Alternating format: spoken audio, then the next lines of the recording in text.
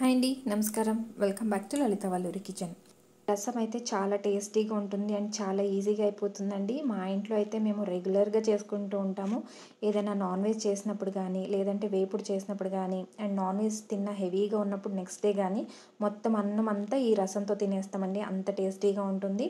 దానికి ముందుగా మనం ఒక చింతపండు తీసుకోవాలండి. లెమన్ సైజ్ అంత చింతపండు తీసుకుని ఒకసారి కడిగేసుకుని నానబెట్టుకోవాలి నీళ్ళు పోసుకొని.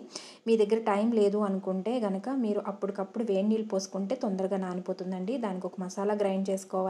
దానికి ఫస్ట్ పావు స్పూన్ మెంతులు, ఒక స్పూనున్నర దాకా జీలకర్ర, 2 స్పూన్లు ధనియాలు అండ్ వెల్లుల్లి కొన్ని ఎక్కువ వేసుకోవాలండి. 8 నుంచి 10 దాకా వేసుకుంటే బాగుంటుంది. కొంచెం కరివేపాకు వేసుకొని ఇలా మనం కొంచెం బరకగా గ్రైండ్ చేసుకోవాలండి. మరీ పేస్ట్లా కాకుండా ఇలా పొడి పొడిగా ఉండాలి. నెక్స్ట్ ఇక్కడ బాండీ తీసుకుని ఒక 2 టేబుల్ స్పూన్లు అయితే ఆయిల్ అయితే పడుతుందండి. కొద్దిగా ఆవాలు వేసుకోవాలి. అది కొంచెం చిటపటలాడిన తర్వాత 3-4 పచ్చిమిరపకాయలు, 5-6 దాకా ఎండుమిరపకాయలు వేసుకుని వేయించుకోవాలి. అవి కొంచెం వేగిన తర్వాత పెద్ద సైజు టమాటాలు ఒక 2 తీసుకోండి.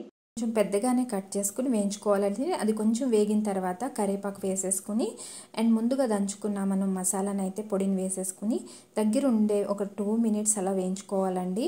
వేయించుకునేటప్పుడు మెల్లగా వేయించుకోవాలండి. బాగా మాడిపోతే అంత టేస్ట్ అనేది బాగోదు. సో ఇలా వేగిన తర్వాత కొంచెం వేగితే సరిపోతుందండి. టమాటాలు మరీ ఎక్కువ వేగక్కలొద్దు. అలా వేగిన తర్వాత ఇక్కడ చింతపండు నీళ్ళు అయితే ఫస్ట్ నానబెట్టుకున్న చింతపండు నీళ్ళు తీసుకుని దాంట్లో తుక్కు మొత్తం ఇలా తీసేసుకుని చింతపండు నీళ్ళు ఒకటే వేసుకుని మనం మరిగించుకోవాలండి. ఇప్పుడు మరిగేటప్పుడు ఇక్కడ కొద్దిగా పసుపు వేసుకుంటున్నాను, తగినంత సాల్ట్ కూడా వేసేసుకుంటున్నానండి. వేసేసుకొని మనం నీళ్లు పోసుకుని మరిగించుకోవాలి. నీళ్ళు అయితే ఇక్కడ నేను 1/2 లీటర్ వరకు పోసుకుంటున్నానండి. నేను చేసి ఈ క్వాంటిటీకి అయితే నాకు 1/2 లీటర్ వరకు నీళ్ళు అయితే పడతాయి. ఇప్పుడు ఇలా నీళ్ళు పోసుకున్న తర్వాత మనం మీడియం ఫ్లేమ్లో పెట్టేసుకుని మరిగించుకోవాలండి. బాగా మరిగితే మనకి టేస్ట్ అనేది బాగుంటుందండి. వెంటనే దింపేశారంటే అంత బాగోద్దు, కొంచెం మరగనివ్వాలండి. ఒక 10 మినిట్స్ అయితే టైం అయితే పడుతుంది. మరిగేటప్పుడే ఇక్కడ నేను కొత్తిమీర కూడా కాడలతో సహా నేను కొంచెం కొత్తిమీర గుప్పెడంత కొత్తిమీర తీసుకుని వేసుకుంటున్నాను. అండ్ కొద్దిగా బెల్లం కూడా వేసుకుంటున్నానండి. బెల్లం వేయడం వల్ల మనకి దీంట్లో పులుపు టేస్ట్ అనేది బ్యాలెన్స్ అవుతుందండి. లేదంటే ఎక్కువ పుల్లగా ఉంటుంది. మీకు బెల్లం ఇష్టం లేదు అనుకుంటే మీరు స్కిప్ చేయొచ్చు.